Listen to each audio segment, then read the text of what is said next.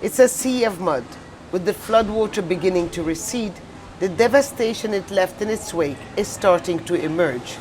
Faenza, a city known as the ceramics capital of Italy, is now covered in a thick layer of sludge.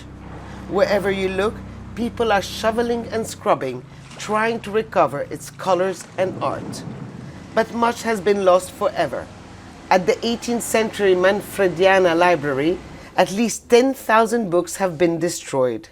There is no way to salvage anything in these piles. Thankfully, most of them are fairly new, the ancient manuscripts and rare books being on the upper floor. Still, Daniela Simonini is perplexed.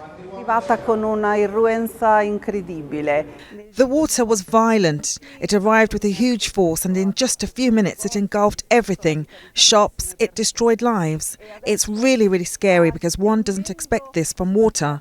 Water is a friendly element, but it can also be deadly when it arrives so violently.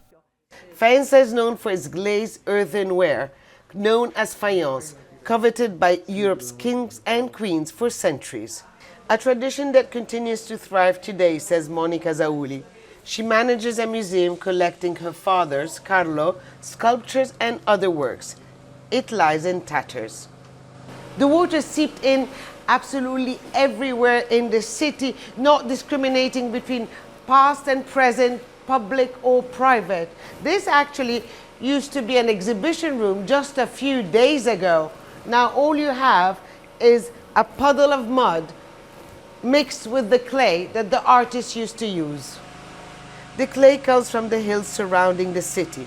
That's what made Carlo ZAULI famous worldwide. This water didn't just erase my past and the memory of my family. We had left the studio as it was.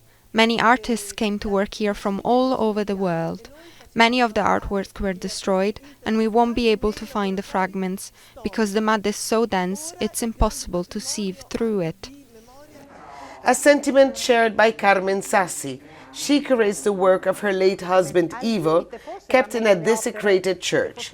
70 years of sketches, tuccos and gessos remain underwater. She has no idea if any will be salvageable. It's the story of everyone in Faenza. Piles of past and present are everywhere waiting to be removed. Ironically, a city that thrived because of its earth and clay was also brought down by its own riches.